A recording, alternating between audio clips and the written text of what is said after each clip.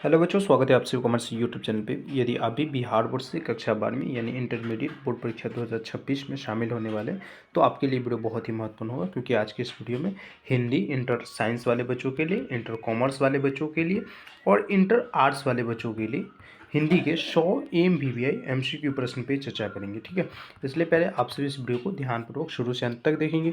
Last में मैं आप सभी को ये भी बताऊंगा कि कैसे आप सभी को 100 प्रश्नों का टेस्ट देना है। ठीक है, और कैसे आप सभी फ्री में प्रिपरेशन कर सकते हैं, बेहतर मार्क्स कैसे ला सकते हैं। तो बहुत ही महत्वपूर्ण वीडियो होगा, इसलिए पहले आप सभी इस वीडियो को ध्यानपूर्वक शुरू से अंत तक देखेंगे। आइए बिना देरी किए हुए पहले 9 प्रश्न से क्लास को स्टार्ट करते हैं। जब आप बोर्ड परीक्षा 2026 में बैठेंगे तो आपके एग्जाम में इसी प्रकार का पेपर मिलेगा, जिसमें 100 प्रश्न ऑब्जेक्टिव का पूछेगा, जिसमें से आपको कहेगा किन्हीं 50 प्रश्नों का जवाब दीजिए। मतलब 100 प्रश्न में से मतलब जो आपको आता है उसमें से आप मात्र 50 प्रश्न का जवाब वो मार्कशीट में गोला घसीए। ठीक है, यही आपसे कहा जाता है। तो आइए बिना देरी किए हुए हम पहले 9 प्रश्न से क्लास को स्टार्ट करते हैं। पहला 9 प्रश्न के कह रहा है, मलिक मोहम्मद जैसी के गुरु कौन थे?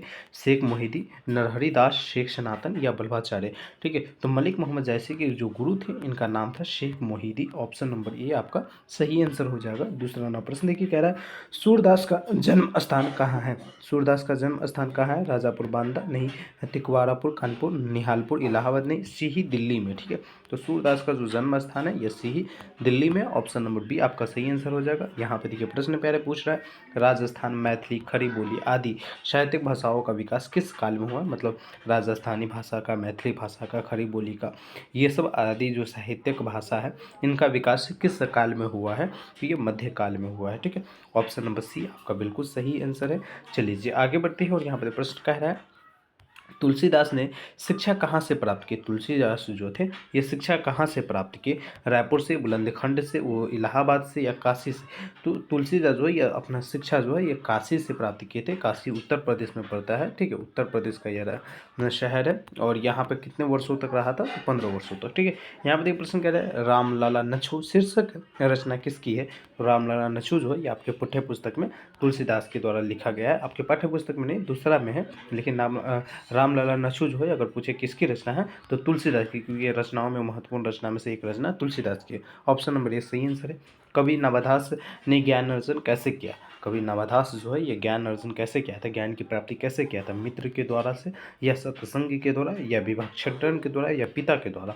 तो यह सत्संग के द्वारा ज्ञान अर्जन किया था, ज्ञान प्राप्त किया था। ऑप्शन नंबर बी आपका सही आंसर हो जाएगा। आगे बढ़िए, 6 पंक्तियों के गे पद को क्या कहते हैं? तो 6 पंक्तियों की देखिए, दोहा जो है ये 2 पद में होता है, इसीलिए दोहा इसे कहते हैं। और 6 पद के गे पद जो होता है इसे हम छपाई कहते हैं। ठीक है, तो ऑप्शन नंबर सी आपका सही आंसर हो जाएगा। ऐसा नहीं है कि दोहा 2 ही पद का होता है, लेकिन ज़्यादातर दोहा आप देखेंगे तो 2 पद में ही आपको देखने को मिलेगा। ठीक है, यहाँ पर देखिए प्रश्न क्या था, आरूढ़ दशा और जपत पौ मुख देखी नाही भनी, यह पंक्ति किस कविता की है? मतलब आपके पाठ्य पुस्तक में एक कविता है जिसका नाम है छपा, जिसके लेखक है कबीर। ठीक है, और इसी कविता का मतलब छपाई कविता का ही यह पंक्ति है, किसी न किसी बीच लाइन का पंक्ति है। तो आप लोग याद रखोगे, ऑप्शन नंबर ए आपका सही आंसर हो जाएगा। यहाँ पे देखिए पहले प्रश्न कह रहा है, छत्रपति शिवाजी साहू जी छत्रकाल किस कवि के प्रमुख आश्रयदाता थे? छत्रपति शिवाजी या साहू जी या छत्रसाल जो थे ये किस कवि के प्रमुख आश्रयदाता थे? तो भूषण के थे। ऑप्शन नंबर बी आपका सही आंसर हो जाएगा। यहाँ पे देखिए पहले प्रश्न आपसे से क्या पूछा है, प्रश्न पूछ रहा है कि रीतिकालीन हिंदी साहित्य में किस रस की प्रधानता थी? रीतिकालीन हिंदी साहित्य में जो है किस रस की प्रधानता थी? तो ये आप लोग याद रखोगे, श्रृंगार रस की। क्या बताओगे? श्रृंगार रस। ऑप्शन नंबर सी आपका सही आंसर हो जाएगा। प्रश्न के पहले प्रश्न क्या कह रहा है? प्रश्न कह रहा है, अमेरिका से लौटने के बाद जयप्रकाश नारायण किस पार्टी में शामिल हुए? जयप्रकाश नारायण आपकी पाठ्य पुस्तक में कौन सा चैप्टर लिखा है? तो संपूर्ण क्रांति लिखे हैं, ये याद रखोगे। ठीक है, और संपूर्ण क्रांति लिखे उसी में बताया जाता है कि जयप्रकाश नारायण जो है ये अमेरिका पढ़ाई करने के लिए गए थे और वहाँ से लौटे तो यह कांग्रेस पार्टी में शामिल हुए थे। किस पार्टी में शामिल हुए थे? इंडियन कांग्रेस पार्टी में। पूछ दे आपसे जैसे कि कांग्रेस पार्टी की स्थापना कब हुआ? 1885 ईस्वी में कांग्रेस पार्टी की स्थापना हुआ था। इसका स्थापना के सदस्य को स्थापना किसने किया था? एवं ने किया था, ये याद रखोगे। आगे बढ़िए, प्रश्न की कह रहा है, प्रश्न क्या कह रहा है कि परशुराम की प्रतीक्षा शीर्षक काव्य कृति किसकी है? परशुराम की प्रतीक्षा शीर्षक काव्य कृति जो है ये किसकी है? तो ये हो जाएगा रामधारी सिद्धिंकर की। और रामधारी सिद्धिंकर के द्वारा आपके पाठ्य पुस्तक में कौन सा चैप्टर लिखा गया? तो ये याद रखोगे, अर्धनारीश्वर। क्या लिखा गया? अर्धनारीश्वर लिखा गया। ऑप्शन नंबर ए आपका सही आंसर हो जाएगा। आगे बढ़ते हैं, प्रश्न देखिए 13वां प्रश्न का, शंकर और पार्वती का कल्पित रूप क्या है। टॉप लेवल का प्रश्न है, काफ़ी बार एग्जाम में पूछा जाता है, ठीक है। तो ये याद रखोगे, शंकर और पार्वती का कल्पित रूप जो है ये अर्धनारीश्वर है, ठीक है। कभी कभी दे देता है कि अर्धनारीश्वर का कल्पित रूप क्या है, और ऑप्शन में रहता है शंकर और पार्वती। यह प्रश्न उल्टा या सीधा किसी भी तरीके से पूछा जाता है आपके एग्जाम में ज़्यादातर, ठीक है। तो ये याद रखोगे, उस समय अगर पूछे अर्धनारीश्वर का कल्पित रूप क्या है तो आप बताओगे शंकर और पार्वती, ठीक है। तो ऑप्शन नंबर यहाँ पे क्वेश्चन के अकॉर्डिंग बी होगा। आगे बढ़ते हैं, और प्रश्न देखिए कह रहा है सच्चिदानंद हीरानंद वात्स्यायन अज्ञे जी।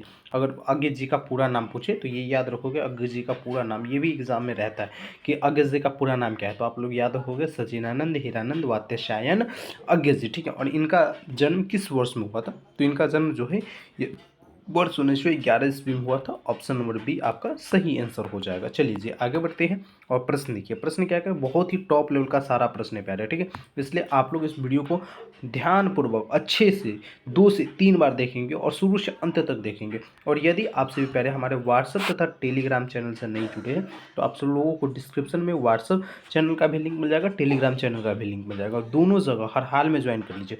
क्योंकि व्हाट्सएप पे क्या है, तो आपको क्लास का नोटिफिकेशन हो गया या शिक्षा से जुड़ी कोई भी नोटिफिकेशन है वो सबसे पहले मिलेगा। टेलीग्राम पे क्या है, तो फ्री पीडीएफ मिल जाएगा। जैसे ये क्लास करा रहा हूँ तो इसका पीडीएफ कहाँ मिलेगा, तो टेलीग्राम पे मिलेगा। इसलिए दोनों जगह हर हाल में आप लोग ज्वाइन हो जाइएगा, ठीक है। देखिए 15वां प्रश्न कह रहा है, शेखर एक जीवनी शीर्षक उपन्यास कितने भागों में लिखी गई। तो शेखर एक जीवनी शीर्षक उपन्यास है जो कितने भागों में लिखा गया, तो 2 भागों में लिखा गया। ऑप्शन नंबर ए आपका सही आंसर है। पहले यहाँ पर प्रश्न कह रहा है कि मालती के पति का क्या नाम था, दिनेश्वर था, राजेश्वर था, तारकेश्वर था या महेश्वर था। तो मालती के पति का नाम महेश्वर था, ठीक है। मालती के पति पेशे से क्या थे पहले, तो ये याद रखोगे डॉक्टर थे, ठीक है।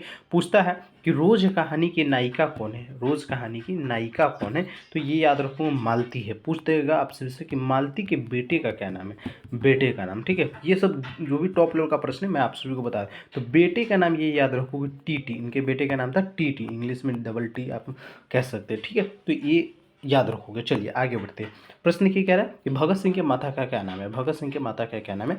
भगत सिंह के जो माता का नाम है कहते हैं विद्यावती था, ठीक है। भगत सिंह का स्वतंत्र संपूर्ण परिवार पूछता है आपके एग्जाम में कि भगत सिंह का संपूर्ण परिवार जो है यह कैसा था, तो ये बताओगे स्वतंत्रता सेनानी वाले परिवार थे, ठीक है। तो ऑप्शन नंबर यहाँ पे क्वेश्चन के अकॉर्डिंग सी हो जाएगा, भगत सिंह की माता का नाम विद्यावती था। आगे बढ़ते हैं, और यहाँ पर देखिए 18वां प्रश्न कहते हैं कितने वर्ष की उम्र में भगत सिंह ने जलियांवाला बाग हत्याकांड की मिट्टी लेकर क्रांतिकारी गतिविधियों की शुरुआत किया था। तो जलियांवाला बाग कांड कब हुआ था, तो ये याद रखोगे 13 अप्रैल वर्ष 1919 ईस्वी में ये जलियांवाला बाग हत्याकांड हुआ था। और यहीं से मिट्टी उठाकर जब भगत सिंह जो है ये क्रांतिकारी गतिविधियों में शामिल हो गए थे, मतलब देश के लिए लड़ाई लड़ना शुरू कर दिए थे, तो मात्र 12 वर्ष की उम्र में, ठीक है, 12 वर्ष की उम्र में। ऑप्शन नंबर सी आपका सही आंसर हो जाएगा। यहाँ पर ये प्रश्न क्या कह रहे पहले, जगदीश चंद्र माथुर की कृति शारदिया का प्रकाशन किस वर्ष हुआ। जगदीश चंद्र माथुर के द्वारा एक रचना है जिसका नाम है शारदिया, और इसका प्रकाशन कब हुआ, प्रकाशन मतलब होता है लोगों के सामने प्रकट करना, ठीक है। तो ये प्रकट किया गया था वर्ष 1959 ईस्वी में। ऑप्शन नंबर डी सही आंसर हो जाएगा, ठीक है। जारी करना। यहाँ पर देखिए प्रश्न कह रहा है कि राजा हरि सिंह देव को किस मुसलमान आक्रमणकारियों का सामना करना पड़ा था। राजा हरि सिंह देव अपने काल के बहुत बेहतर राजा थे, इनको किस मुसलमान के आक्रमणकारियों को सामना करना पड़ा था, तो गैसुद्दीन तुगलक का सामना करना पड़ा था, ठीक है। ऑप्शन नंबर सी आपका सही आंसर, ये तुगलक वंश से थे, ठीक है। आगे बढ़ते हैं, और यहाँ पर देखिए पहले प्रश्न कह रहा है घ का उच्चारण स्थान क्या है। क ख ग घ में के, तो क ख ग घ अंग तक के जितने भी वर्ड होते हैं, ये 5 वर्ड होते हैं, ठीक है। और इसका जिसको हम कवर्ग कहते हैं, और कवर्ग का उच्चारण स्थान जो होता है ये कंठ होता है, ठीक है। तो क भी बोलेंगे तो कंठ से बोलेंगे, ख भी बोलेंगे तो कंठ से, ग भी बोलेंगे तो कंठ से, घ भी बोलेंगे तो कंठ से, अंग भी बोलेंगे तो कंठ से ही बोलेंगे, ठीक है। तो इसलिए अगर इसका पूछे कि घ का उच्चारण स्थान क्या है, तो कंठ हो जाएगा। ऑप्शन नंबर डी सही आंसर हो जाएगा। होंठ से पता है पवर्ग होता है, होंठ से क्या होता है, पवर्ग होता है। तालु से क्या होता है, तवर्ग होता है या चवर्ग होता है, बताइए जल्दी से। यहाँ पे देखो प्रश्न क्या है कि निम्नलिखित में से कौन घर्ण घोष है, वर्ण घोष है। अच्छा, निम्नलिखित में से कौन है वर्ण घोष है, तो वर्ण घोष जब आपको हम हिंदी व्याकरण पढ़ाएंगे तो उसमें बहुत अच्छे से बताएंगे कि वन घोष किसे कहेंगे, कवर घोष, चवर्ग, ये समय कैसे बांटते हैं। तो अभी आप लोग याद रखिएगा कि निम्नलिखित में से पूछो वन घोष कौन है, तो झ जो है यह वन घोष है। ठीक है, ऑप्शन नंबर बी आपका सही आंसर हो जाएगा। यहाँ पर देखिए पहले प्रश्न कह रहा है कि निम्नलिखित में से कौन स्पर्श व्यंजन का उदाहरण है। तो स्पर्श व्यंजन, र स्पर्श व्यंजन नहीं है, श, ह, तो म जो हो जाएगा यह स्पर्श व्यंजन है। ठीक है, ऑप्शन नंबर सी आपका सही आंसर हो जाएगा ऑप्शन के अकॉर्डिंग। यहाँ पे प्रश्न कह रहा है सदैव शब्द का संधि विच्छेद क्या होगा। संधि विच्छेद मतलब होता है उसको हम विखंडित करेंगे और जब जोड़ेंगे तो सदैव बन जाएगा। तो स प्लस दैव, तो संधि विच्छेद पढ़ोगे तो आपको पता चलेगा कि कैसे हमें इसको तोड़ना चाहिए। ठीक है, सदैव, तो आप लोग कहोगे कि सर इसको भी जोड़ रहे तो सदैव, इसको भी जोड़ रहे तो सदैव, इसको सद प्लस एव सदैव, नहीं, ऐसे नहीं जोड़ना जाता है। संधि विच्छेद पढ़ाएंगे तब आपको बताएंगे। फिलहाल आप याद रखिए सदा प्लस एव सदैव। ठीक है, ऑप्शन नंबर डी आपका सही आंसर हो जाएगा। पहले आगे बढ़ते हैं और यहाँ पर प्रश्न कह रहा है कि निम्नलिखित में से शुद्ध शब्द कौन है। शुद्ध शब्द कौन है, अधीन, परमेश्वर, उन्नति या तत्व। तो देखिए परमेश्वर भी गलत लिखा है, अधीन भी गलत, उन्नति भी गलत है। ठीक है, तो ये हो जाएगा शुद्ध शब्द तत्व। ऑप्शन नंबर ए आपका सही आंसर हो जाएगा। निम्नलिखित में से विस्मयादि बोधक का चिन्ह कौन होता है। तो विस्मयादि बोधक का चिन्ह जो होता है ये होता है। ठीक है, ये याद रखोगे। तो ये देखिए नीचे ये बुनका है, तो ऐसा चिन्ह है तो इसे हम विस्मयादि बोधक चिन्ह कहते हैं। तो ऑप्शन नंबर बी आपका सही आंसर हो जाएगा। पहले इसे प्रश्नवाचक चिन्ह कहते हैं, ये भी याद रखोगे। चलिए आगे बढ़ते हैं और यहाँ पे प्रश्न कह रहे हैं गंगा नदी शब्द किस संख्या का उदाहरण है। ठीक है, देखिए गंगा भी दे दिया और ब्रैकेट में नदी भी दे दिया, मतलब गंगा नदी किसी एक व्यक्ति का बोध करा रहे। तो जब भी किसी एक व्यक्ति का बोध कराए तो इसे हम व्यक्तिवाचक संज्ञा के अंतर्गत रखते हैं। ठीक है, जाति का बोध कराए जैसे लड़का, तो लड़का क्या होगा, तो लड़का कहने से हमने पूरे जाति, पूरे लड़का जाति का बोध कर दिए, तो ये जातिवाचक के अंतर्गत आएगा। द्रव्यवाचक क्या होगा, तो जिसे हम गिन नहीं सकते हैं, तौल नहीं सकते, केवल नाप सकते हैं, सॉरी नापा या तौला जा सके, केवल गिना न जा सके, उसे हम द्रव्यवाचक संज्ञा कहते हैं। और समूहवाचक संज्ञा जो समूह के साथ रहता है। समूह के साथ रहने का मतलब क्या होगा, जिससे अंगूर हो गया, तो अंगूर क्या है, तो अंगूर का गुच्छा समूह के साथ रहता है। आर्मी, आर्मी देश का आर्मी क्या है, तो ये समूह के साथ रहते हैं। तो ऐसी चीज़ों को हम समूहवाचक संज्ञा कहेंगे। आपको समझ में आ गया होगा सारे संज्ञा के बारे में। चलिए जी आगे बढ़ते हैं और यहाँ पर ये प्रश्न क्या रहा है, मित्र शब्द का लिंग क्या होगा।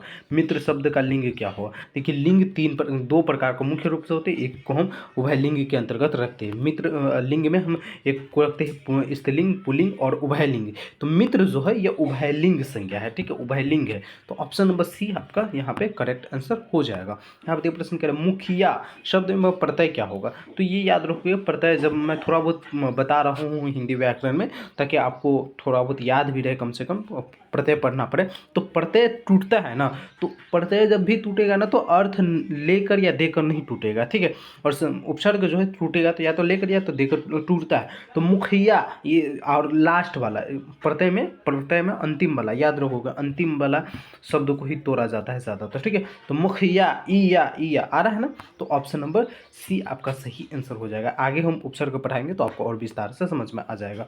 निम्नलिखित में से तत्सम शब्द कौन है। तत्सम शब्द जो हो जाएगा ज्येष्ठ। ज्येष्ठ मतलब क्या होता है, बड़ा। क्या होता है, ज्येष्ठ मतलब बड़ा, ये याद रखोगे। तो ऑप्शन नंबर डी आपका सही आंसर हो जाएगा। यहाँ पर ये प्रश्न कह रहा है कवि जयशंकर प्रसाद के ज्येष्ठ भ्राता। ज्येष्ठ भ्राता मतलब बड़ा भाई का नाम क्या था, तो कवि जयशंकर प्रसाद के बड़ा भाई का नाम जो था, भ्राता मतलब भाई होता है, तो शंभू रतन क्या नाम था, शंभू रतन नाम था। ऑप्शन नंबर ए आपका सही आंसर हो जाएगा पहले। ठीक, यहाँ पर प्रश्न कह रहा है 32वां प्रश्न क्या कह रहा है, लहर शीर्षक किसकी रचना है। लहर जो है ये शीर्षक किसकी रचना है, रामधारी सिंह की, रघुवीर शाह की, विनोद कुमार शुक्ल की, जयशंकर प्रसाद की। ये याद रखोगे, लहर जो ये किसकी रचना है, जयशंकर प्रसाद की रचना। ऑप्शन नंबर बी आपका सही आंसर हो जाएगा। कह रहा है कि किस दर्शन की पृष्ठभूमि में कामायनी महाकाव्य की रचना की गई थी।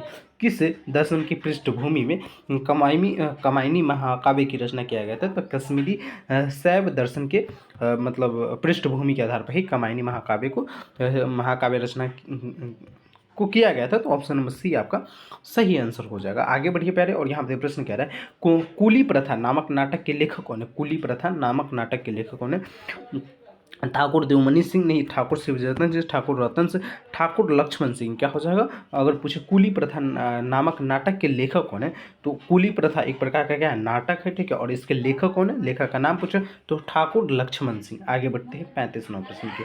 35वां प्रश्न एक प्यारे क्या कह रहा है? पुत्र वियोग शीर्षक कविता किस काव्य संकलन से उद्धृत है, मतलब किस काव्य संकलन से इसको लिया गया?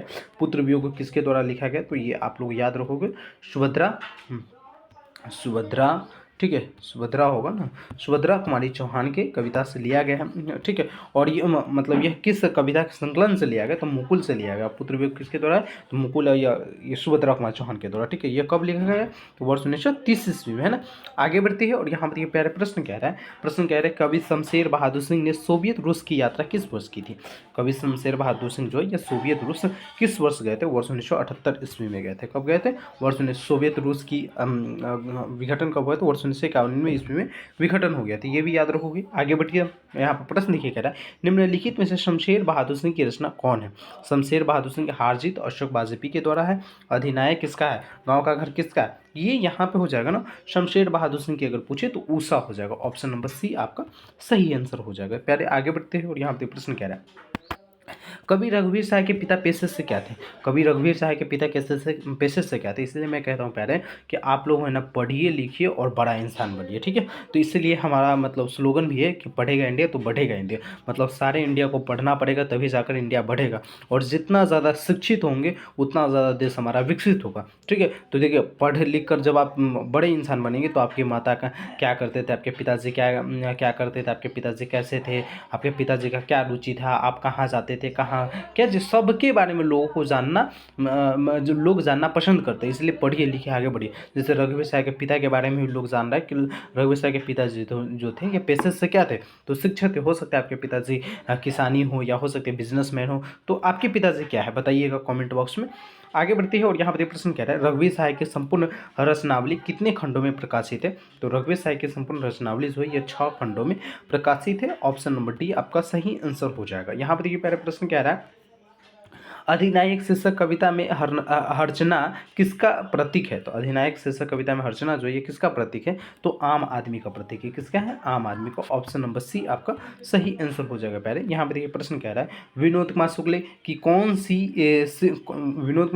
कौन शीर्षक रचना इतावली भाषा में अनुवादक हो चुका है? इतावली भाषा में तो पेड़ पे कमरा जो है ये इतावली भाषा में भी अनुवादक हो चुका है। तो ऑप्शन नंबर डी आपका सही आंसर हो जाएगा। पहले आगे बढ़ते हैं और यहाँ पर 42वां प्रश्न 42वां प्रश्न कह रहे हैं कि निम्नलिखित में से किस कवि को दयावती मोदी शिखर सम्मान से सम्मानित किया गया था? देखिए हर प्रकार के शिखर सम्मान होता है, ठीक है। जैसे भारत रत्न हो गया, यहाँ पर दयावती मोदी शिखर सम्मान हो गया, बहुत सारे मतलब सम्मान होते हैं जो किसी न किसी व्यक्ति को किसी विशेष फील्ड में दिया जाता है। तो कवि किसको? तो कह रहा है निम्नलिखित में से किस कवि को दयावती शिखर सम्मान से सम्मानित किया गया था? तो अशोक वाजपेयी को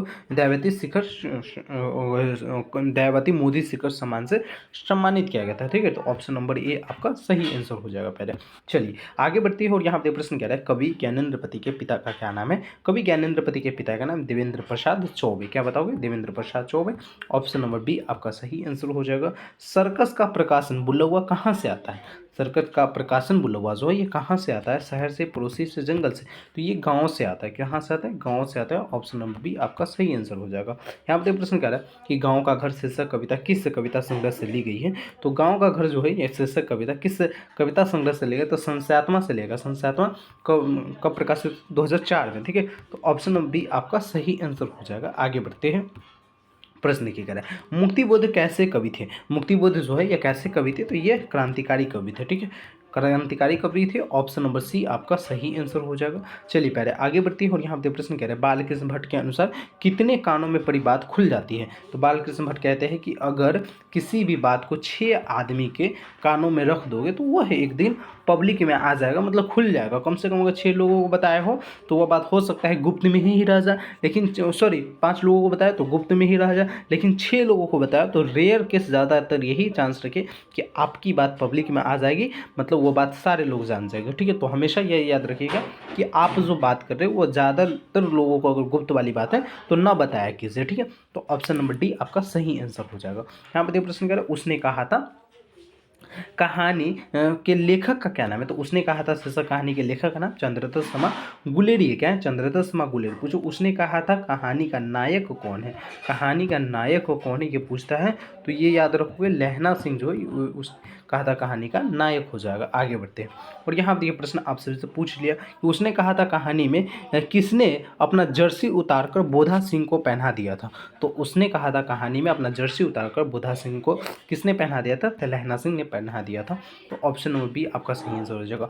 बोधा सिंह कौन थे? बोधा सिंह कौन थे? ये भी आपके एग्जाम में प्रश्न आ सकता है, आप लोग बताएंगे कमेंट बॉक्स में। यहाँ पर प्रश्न कर रहे हैं जयप्रकाश नारायण की पत्नी का क्या नाम था? जयप्रकाश नारायण की पत्नी का क्या नाम था? तो जयप्रकाश नारायण की पत्नी का नाम प्रभावती देवी था। ऑप्शन नंबर सी आपका सही आंसर हो जाएगा। चलिए जी आगे बढ़ते हैं और यहाँ पर देखिए 50 प्रश्न कर लिया, अभी 51 प्रश्न से करना, मतलब अभी 50% प्रश्न और देखना। तो क्लास तो लंबा है लेकिन आप लोग देख लेंगे, अच्छे से तैयारी करेंगे तो अभी से ही आपकी तैयारी बहुत बेहतर हो जाएगी और हमारा लक्ष्य यही है आपकी तैयारी को 4 गुना बढ़ा देना। ठीक है, यहाँ पर प्रश्न कह रहा है वर्ष 1974 में जयप्रकाश नारायण ने किस आंदोलन का नेतृत्व किया था? तो वर्ष 1974 में जयप्रकाश नारायण जो है ये छात्र आंदोलन का नेतृत्व किया था, जिसे बिहार क्रांति के नाम से भी जाना जाता है। इसका आंदोलन शुरुआत कहाँ से हुआ था? तो पटना के गांधी मैदान से हुआ था, ये याद रखोगे। आगे बढ़िए पहले और यहाँ पर देखिए प्रश्न आपसे क्या पूछा? प्रश्न पूछ रहा है कि रामधारी सिंह दिनकर की काव्य कृति रेणुका का रचनाकाल क्या है? रचनाकाल यहाँ पे, ठीक है। तो रामधारी सिंह दिनकर के द्वारा जो काव्य कृति रेणुका लिखा गया था, इसका रचनाकाल मतलब कब प्रकाशित किया, कब रचना किया गया, मतलब रचित किया गया? तो वर्ष 1935 ईस्वी में। ऑप्शन नंबर ए आपका सही आंसर हो जाएगा। यहाँ पर देखिए पहले प्रश्न क्या कह प्रश्न कह रहा है अर्धनारीश्वर शीर्षक निबंध के अनुसार धर्म साधक महात्मा और साधु किससे भय खाते थे? अर्धनारीश्वर शीर्षक निबंध के अनुसार से धर्म साधक और महात्मा और साधु जो है ये किससे भय खाते थे? तो नारियों से भय खाते थे, मतलब महिलाओं से भय खाते थे। ऑप्शन नंबर बी आपका सही आंसर हो जाएगा। यहाँ पर भय मतलब डरना, ठीक है। यहाँ पर प्रश्न कर रहा है अज्ञे पहली कहानी इलाहाबाद, अज्ञे की पहली कहानी इलाहाबाद की किस पत्रिका में प्रकाशित हुई? अज्ञे की पहली कहानी था जिसका नाम था स्काउट पत्रिका, सेवा, क्या नाम था? सेवा था, ठीक है, सेवा में। और सॉरी, अज्ञे की जो पहली कहानी था इसका प्रकाशन जो है यह इलाहाबाद की सेवा स्काउट सेवा पत्रिका जो था इसमें प्रकाशित हुआ था। कौन सा कहानी था बताइए? कहानी का नाम मैं थोड़ा सा भूल रहा हूँ, ठीक है, तो कहानी का नाम आप लोग बताइएगा। यहाँ पे प्रश्न करें रोज शीर्षक पाठ्य साहित्य की कौन सी विधा है? रोज शीर्षक पाठ्य साहित्य की कौन सी विधा है? तो ये एक प्रकार का कहानी है। किसके द्वारा लिखा गया? अज्ञे जी के द्वारा लिखा गया, जिसे हम सच्चिदानंद हिरण्य बातेशान अज्ञे जी कहते हैं। इनकी नायिका कौन है? इस कहानी की नायिका अभी जस्ट मैं आपसे को बताया भी था, मालती है, ठीक है। चलिए जी आगे बढ़ते हैं। पंजाब की भाषा तथा लिपि की समस्या शीर्षक किसकी रचना है? तो पंजाब की भाषा तथा लिपि की समस्या जो है ये भगत सिंह के द्वारा लिखा गया। ऑप्शन नंबर डी आपका बिल्कुल सही आंसर हो जाएगा। चलिए आगे बढ़िए और यहाँ पर प्रश्न कह रहा है वैशाली महोत्सव का बीजारोपण किसने किया था? वैशाली महोत्सव आज भी मनाया जाता है, ठीक है, और इसका बीजारोपण मतलब इस पर्व का सूर्यास्त कौन किया था? तो जगदीश चंद्र माथुर ने किया था, ठीक है। तो ऑप्शन नंबर बी आपका सही आंसर हो जाएगा। चलिए आगे बढ़ते हैं और यहाँ पर प्रश्न कह रहा है जगदीश चंद्र माथुर रचित, मतलब जगदीश चंद्र माथुर के द्वारा रचित एक रचना है जिसका नाम है कोणार्क। इसका प्रकाशन कब किया गया था? तो प्रकाशन वर्ष 1951 ईस्वी में किया गया था। ऑप्शन नंबर सी आपका सही आंसर हो जाएगा। प्रश्न देखिए, प्रश्न कह रहा है ओ सदा नीरा शीर्षक पाठ साहित्य की कौन सी विधा है? ओ सदा नीरा शीर्षक पाठ जो है या साहित्य की कौन सी विधा है? तो ये एक प्रकार का निबंध है। क्या है? निबंध है। ऑप्शन नंबर ए आपका सही आंसर हो जाएगा। हरि सिंह देव का दुर्ग कहाँ छिपा हुआ था? हरि सिंह देव का दुर्ग जो है ये कहाँ छिपा हुआ था? पठार के नीचे, गुफा के, पर्वत के नीचे, वन की गहराइयों में छिपा हुआ था। क्या बताओगे? वन की गहराइयों में छिपा हुआ था। ऑप्शन नंबर सी आपका बिल्कुल सही आंसर हो जाएगा। चलिए जी यहाँ पर प्रश्न कर रहे हैं सन 1917 में भितिहरवा के पास किसकी तोती बोलती थी? तो भितिहरवा के पास किसकी तोती बोलती थी सन 1917 में? तो एमन साहब की। क्या बताओगे? एमन साहब की। ऑप्शन नंबर डी आपका सही आंसर हो जाएगा। आगे बढ़िए पहले यहाँ पे देखो नंदगढ़ का स्तूप कितना फीट ऊंचा है? नंदगढ़ का स्तूप जो है ये कितना फीट ऊंचा है? तो 82 फुट ऊंचा है। क्या बताओगे? 82 फुट ऊंचा है। ऑप्शन नंबर ए आपका सही आंसर हो जाएगा। मुन्नी और मानक की माँ का क्या नाम है? तो मुन्नी और मानक की माँ का नाम बिस्नी है और यह किस चैप्टर से संबंधित है? तो सिपाही की माँ। क्या बताओगे? सिपाही की माँ। सिपाही की माँ के लेखक कौन है? मोहन राकेश है। ये भी याद रखोगे, ये भी याद रखोगे, ठीक है।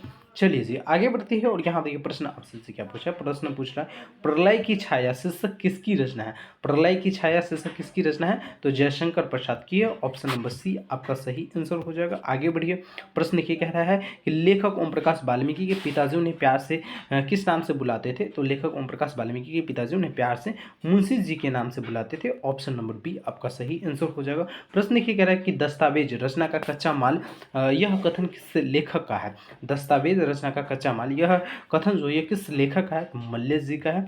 ऑप्शन नंबर सी आपका सही आंसर हो जाएगा। बढ़िए आगे कह रहा है आयुष्मान शब्द का स्त्रीलिंग रूप क्या होगा, तो आयुष्मान शब्द का स्त्रीलिंग आयुष्मती क्या होगा, आयुष्मती। ऑप्शन नंबर डी आपका सही आंसर हो जाएगा। चलिए जी, प्रश्न लिखिए कह रहा है सड़क शब्द का बहुवचन क्या होगा, तो सरकीन, सरकीन, सड़कों नहीं सरकी होता है, ठीक है, सड़की। तो ऑप्शन नंबर ए आपका सही आंसर हो जाएगा। कारक के कितने भेद होते हैं, तो कारक के आप लोगों को पता है 8 भेद होते हैं। कितने भेद होते हैं, 8 भेद होते हैं। तो ऑप्शन नंबर बी आपका बिल्कुल सही आंसर है। चलिए जी आगे मैं पढ़ाऊंगा कारक, जब हिंदी व्याकरण पढ़ाऊंगा ना, ऐसे मैं हिंदी व्याकरण पढ़ाया भी हूँ, एक ही वीडियो में पूरा हिंदी व्याकरण समाप्त कर दिया हूँ। तो अगर आप लोग उस वीडियो को ढूंढ पाते हैं तो चैनल से ढूंढ कर हिंदी व्याकरण का पूरा कॉन्सेप्ट क्लियर कर सकते हैं। बाकी हम नया वीडियो भी अपलोड कर देंगे, डोंट वरी। यहाँ पर देखिए प्रश्न कर रहा है वर्षा के लिए मेघ चाहिए किस कारक का उदाहरण है, तो वर्षा के लिए मेघ चाहिए किस कारक का, तो मेघ चाहिए, तो ये चाहिए वाला का संप्रदान कारक है। ऑप्शन नंबर ए आपका सही आंसर हो जाएगा। कौन खा रहा है, कौन खा रहा है प्रश्न हो रहा है, तो किस सौरानाम का उदाहरण है, तो प्रश्नवाचक सौरानाम का उदाहरण है। ऑप्शन नंबर सी बिल्कुल सही आंसर है। मेरे शेर, मुझे शेर भर दूध चाहिए। देखिए शेर भर मतलब बताया जा रहा है कि मुझे शेर भर मतलब कोई हो सकता है कि कटोरा या बाटी या गिलास कोई लाया हो और कह रहा है कि मुझे शेर भर मतलब इस शेर में इतना भर या पूरा भर मुझे दूध चाहिए, मतलब तो ये क्या परिमाण के साथ बता रहा है, तो ये हो जाएगा परिमाण बोधक विशेषण। क्या हो जाएगा, परिमाण बोधक विशेषण। ऑप्शन नंबर डी आपका सही आंसर हो जाएगा। यहाँ पर प्रश्न कह रहा है कि क्रिया, क्रिया का मूल रूप क्या होता है, तो क्रिया का मूल रूप धातु होता है। क्या होता है, धातु होता है। ऑप्शन नंबर ए आपका सही आंसर हो जाएगा। वर्तमान काल के कितने भेद होते हैं, वर्तमान काल के टोटल 5 भेद होते हैं। कितने भेद होते हैं, 5 भेद होते हैं। आगे बढ़ते हैं और यहाँ पे प्रश्न कह रहा है रचना के आधार पर शब्द के कितने भेद होते हैं, तो रचना के आधार पर शब्द के टोटल 3 भेद होते हैं। क्या होते हैं, 3 भेद होते हैं। यहाँ पे प्रश्न कह रहा है अनुकूल शब्द में उपसर्ग क्या है, तो अनुकूल शब्द देखिए उपसर्ग आ गया ना, तो देखिए ये टूटा तो अनु, अनु लेकर टूटा ना, तो ये क्या हो गया, तो जब भी टूटता है ना अर्थ लेकर टूटता है। पहले ये उपसर्ग जो होता है ये पहले होता है और प्रत्यय बाद में होता है। तो पहले अनु टूट गया, ठीक है, तो अनु भी एक शब्द, कुल भी एक शब्द होता है। हालांकि कुल गलत हो जाएगा, कुल ऐसा होता है, लेकिन अनु तो सही है ना, तो ऑप्शन नंबर क्या हो जाएगा, तो बी आपका बिल्कुल सही आंसर हो जाएगा। क्या हो जाएगा, बी बिल्कुल सही आंसर हो जाएगा। शत्रुता का प्रत्यय क्या होगा, शत्रुता। देखिए ये बोले थे ना कि उपसर्ग पहले और अभी प्रत्यय बाद में, तो अब यहाँ पे देखिए दोनों आगे हैं, तो आप समझ लीजिए यहाँ पे कह रहे हैं शत्रुता का प्रत्यय क्या होगा, तो शत्रुता ता हो जाएगा इसका प्रत्यय, ठीक है, तो ये क्या हो जाएगा, ऑप्शन नंबर सी बिल्कुल सही आंसर हो जाएगा। यहाँ पे देखिए प्रश्न का मामा शब्द का विशेषण क्या होगा, तो मामा का विशेषण मामाने, मामाना या मामीन नहीं, ममेरा। ममेरा क्या होगा, तो एक प्रकार का विशेषण है। ऑप्शन नंबर डी यहाँ पे बिल्कुल सही आंसर हो जाएगा। आगे बढ़िए और यहाँ पे देखिए प्रश्न करें त्रिभुवन शब्द में कौन सा समास है, त्रिभुवन शब्द में कौन सा समास है, द्वंद्व समास, कर्मधारय, बहुब्रीहि समास या दिग्गु समास, तो इसका करेक्ट आंसर हो जाएगा दिग्गु समास है। क्या है, त्रिभुवन शब्द में कौन सा समास है, दिग्गु समास है। ऑप्शन नंबर सी।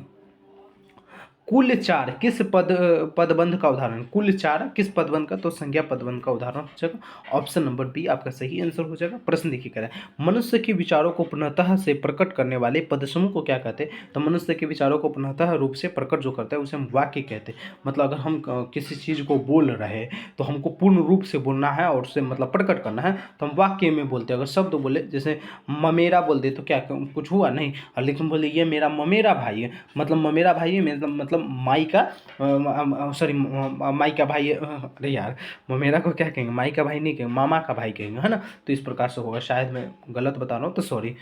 आगे बढ़िए और यहाँ पर देखिए आप समझ सकते हैं मेरे भाव को केवल, ठीक है। यहाँ पर प्रश्न कह रहा है रचना की दृष्टि से वाक्य के कितने प्रकार होते हैं, तो रचना की दृष्टि से वाक्य के टोटल 3 प्रकार होते हैं। कितने प्रकार होते हैं, 3 प्रकार होते हैं। आगे बढ़िए कह रहा है परिश्रम छात्र अवश्य सफल होते हैं। परिश्रमी छात्र मतलब मेहनती छात्र जो है यह अवश्य सफल होते हैं। यदि आप सच में मेहनत करेंगे और अभी से मेहनत करेंगे तो 100% आपका जो टारगेट होगा वो टारगेट आपका पूरा हो जाएगा, ठीक है। और टारगेट अगर आप सभी 450 प्लस मार्क्स का रखते हैं तो ये याद रखिए आपका 420-30 पे अटक जाएगा, इसलिए टारगेट रखिए 470 मार्क्स का, तभी जाकर आपका 450 आएगा। यदि टॉपर बनना है तो आप ये टारगेट रखिए कि हमें 500 में 500 लाना है, तब जाकर आप टॉपर बन पाएंगे। ठीक है, तो टारगेट जितना रखिएगा उससे 20 से 25 मार्क्स कम आपका हमेशा आएगा, इसलिए टारगेट बड़ा रखिएगा। ठीक है, यहाँ पे प्रश्न करा प्रश्न में छात्र सफल होते, तो ये एक प्रकार का सरल वाक्य है, ऑप्शन नंबर ए आपका सही आंसर हो जाएगा। प्रश्न देखिए कह रहा है निम्नलिखित में से शुद्ध वाक्य कौन है। शुद्ध वाक्य कौन है, उसके चाचा की लड़की हुई है, उसके चाचा की, ये कौन सा शब्द है भाई, नहीं शुद्ध है। यह कहना आपकी भूल है, ये भी शुद्ध नहीं है। राम और श्याम संबंधी चर्चा, नहीं, वास्तव में वह बड़ा आदमी है। वास्तव में वह बड़ा आदमी मतलब हम बता रहे हैं कि वह आदमी जो है वास्तव में बड़ा है। ठीक है, तो ऑप्शन नंबर बी आपका क्या हो जाएगा, तो बिल्कुल सही आंसर हो जाएगा शुद्ध वाक्य के अंतर्गत में। आगे बढ़ते हो, यहाँ देखो आचार का विलोम क्या होगा। विलोम मतलब होता है उल्टा, क्या होता है याद रखोगे उल्टा, क्या याद रखोगे उल्टा। तो देखिए जैसे दिन का उल्टा क्या होगा, रात होगा, रात होगा। तो इसी प्रकार से आचार का विलोम जो हो जाएगा अनाचार हो जाएगा। ठीक है, अनाचार। तो ऑप्शन नंबर डी आपका सही आंसर है। आगे बढ़िए, कह रहे युग का निर्माण करने वाले को लिए एक शब्द में क्या कहेंगे। जैसे मतलब किसी भी चीज़ों को हम एक शब्द में बोलकर भी हम प्रकट कर सकते हैं। ठीक है, कब करेंगे, जैसे युग का निर्माण करें, हम कहेंगे कि ये युग का निर्माण किया, उससे ऐसा हम कहेंगे युग निर्माता, मतलब इसने युग का निर्माण किया। तो ऐसा मतलब बड़ा शब्द को एक शब्द में, जैसे जो बहुत बोलता है, जो बहुत बहुत बोलता है, ठीक है, जो बहुत बोलता है उसे हम क्या कहेंगे, तो जो बहुत बोलता है उसे हम एक शब्द में कह सकते हैं वाचल, क्या कहेंगे वाचल कहेंगे। मतलब बड़ा शब्दों को एक शब्द में अगर बोलना पड़े, कुछ कुछ ऐसा शब्द होते हैं जिसको हम बड़ा वाक्य को हम एक शब्द में बोल सकते हैं, जैसे युग का निर्माण करना युग निर्मेता, जो बहुत बोलता है उससे वाचल। तो ये याद रखोगे, ऑप्शन नंबर ये आपका सही आंसर हो जाएगा। आगे बढ़िए प्यारे, और यहाँ देखो प्रश्न करा है गाल बजाना मुहावरे का अर्थ क्या होगा। गाल बजाना क्रोध करना, पिंड छूटना, भटकना। तो गाल बजाना मुहावरे का तो है डिंग हाँकना। ठीक है, डिंग हाँकना मतलब बहुत चीज़ों बोल देना कि हम ऐसे है वैसे, ये है वो है, खूब गाल बजाना, या किसी की बातों को न सुना, अपनी बातें बताना, ऐसे वैसे। तो ठीक है, जैसे हम आप किसी को समझा रहे, कहेंगे नहीं नहीं ऐसे होगा ऐसे होगा, वो क्या कर गाल बजा रहा है और आपको जीतने नहीं दे रहा है, तो इसी को क्या कहते हैं गाल बजाना, मतलब डिंग हाँकना। ऑप्शन नंबर बी आपका सही आंसर हो जाएगा। महापुरुष शब्द में कौन सा समास है। महापुरुष शब्द में कर्मधारय समास है। ऑप्शन नंबर सी आपका सही आंसर हो जाएगा। आगे बढ़ते हैं, और यहाँ देखिए प्यारे प्रश्न क्या रहा है, सूर्य का पर्यायवाची शब्द क्या होगा। पर्यायवाची मतलब होता है एक के अनेक नाम, क्या होता है एक के अनेक नाम, याद रखोगे। ठीक है, एक के अनेक नाम को हम क्या कहते हैं, पर्यायवाची शब्द कहते हैं, एक के अनेक नाम को। जैसे सूर्य का हम क्या प्रभाकर कह के भी बुलाते हैं, सिर के सूरज भी कह के बुलाते हैं। तो इसी प्रकार से अगर कोई भी शब्द रहे तो याद रखिएगा कि उसका अगर अनेक नाम मतलब दूसरा नाम क्या हो सकता है, तो सूर्य का दूसरा नाम प्रभाकर हो सकता है। तो ऑप्शन नंबर डी आपका बिल्कुल सही आंसर हो जाएगा। चलिए जी 99 प्रश्न देखिएगा। 99 प्रश्न कह रहा है समास शब्द का अर्थ क्या होता है। तो समास शब्द का अर्थ जो हो जाएगा यह संक्षेपण होगा, क्या होगा संक्षेपण। ऑप्शन नंबर ए आपका सही आंसर हो जाएगा। 91 प्रश्न यथासंभव शब्द में कौन सा समास है।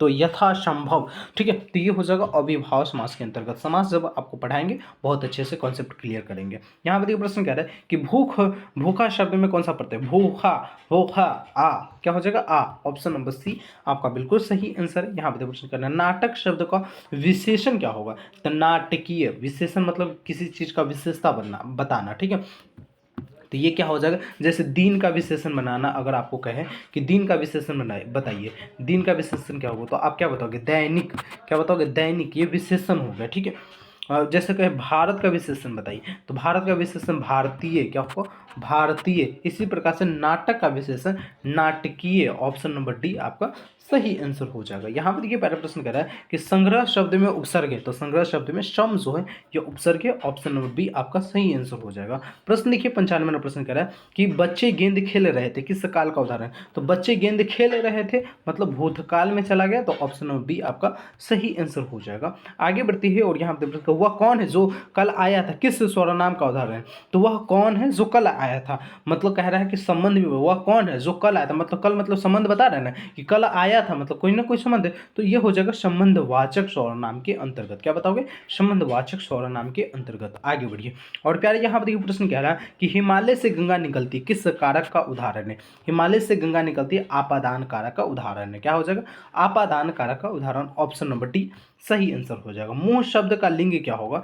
मुंह जो है यह पुल्लिंग है। ठीक है, ऑप्शन नंबर बी आपका सही आंसर हो जाएगा। चलिए 99वां प्रश्न देखिए कह रहा है कि सभा शब्द में कौन सा संज्ञा है। सभा, सभा में क्या है, तो सभा में बहुत सारे लोग बैठते हैं, ठीक है, मतलब बैठक हो रहा है, तो यहाँ पे क्या हो जाएगा, समूहवाचक संज्ञा। क्या हो जाएगा, समूहवाचक संज्ञा। ऑप्शन नंबर ए सही आंसर है। चलिए इस वीडियो का लास्ट प्रश्न है, प्रश्न कह रहा है पवर्ग का उच्चारण स्थान क्या होगा। मैंने शुरुआत में ही बोला था पवर्ग का उच्चारण स्थान होस्ट होगा। आइए अब इस वीडियो में ही चर्चा करते हैं कि कैसे आपने जैसे इस 100 प्रश्न की तैयारी किया, तो इस 100 प्रश्न का टेस्ट कैसे देंगे और उसके साथ फ्री में चैप्टर वाइज टेस्ट हो गया या पीडीएफ कैसे प्राप्त करना, इन सब के बारे में चर्चा करते हैं, ठीक है।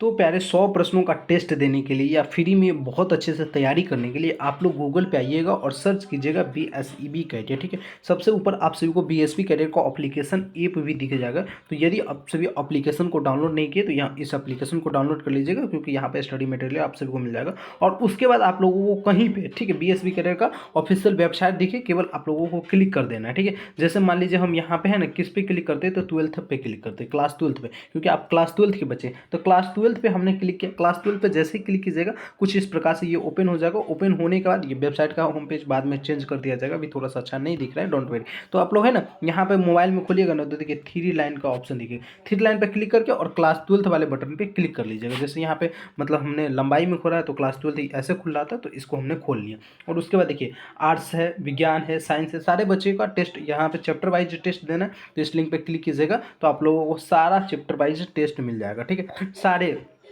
देखिए ना, यहाँ पे हिंदी चैप्टर 4 हो गया, Hindi chapter 3, story of English का, होम साइंस का टेस्ट, इंग्लिश का, इसी प्रकार से सारा का मिल जाएगा। ज्योग्राफी का देख रहे हैं, सारा का अगर चैप्टर वाइज ढूंढना है तो यहाँ पे आप ढूंढकर आप अपने चैप्टर के अनुसार से टेस्ट दे सकते हैं। लेकिन हिंदी का भी आपको टेस्ट देना है, क्योंकि आपने अभी कितने प्रश्न पढ़ा है हमारे साथ, तो 100 प्रश्न पढ़ा है। तो 100 प्रश्न पढ़ा है तो क्यों ना एक हिंदी के 100 प्रश्नों का टेस्ट दे दिया जाए, जिससे हमें यह अंदाज़ा लग जाए कि हाँ हमारी तैयारी कैसी है। या आप लोग क्लास को याद बहुत अच्छे से कर लीजिएगा और उसके बाद क्या कीजिएगा, किसी भी सेट पर, जैसे सेट नंबर 3 पे क्लिक किए, सेट नंबर 3 पे क्लिक किए, कुछ इस प्रकार से नीचे करेंगे तो यहाँ पे देखिए सेट नंबर 3 खुल जाएगा। और खुलने के बाद यहाँ पे देखिए दिया गया है, जिस प्रकार से आपके एग्जाम में दिया जाता है किन्हीं 100 प्रश्नों में से 50 प्रश्नों का उत्तर दीजिए। तो यहाँ पे भी वही बताया जा रहा है कि 100 प्रश्नों में से 50 प्रश्नों का उत्तर देना अनिवार्य है, मतलब आप उत्तर दीजिए। तो यहाँ पे स्टार्ट नाउ के बटन पे क्लिक कीजिएगा।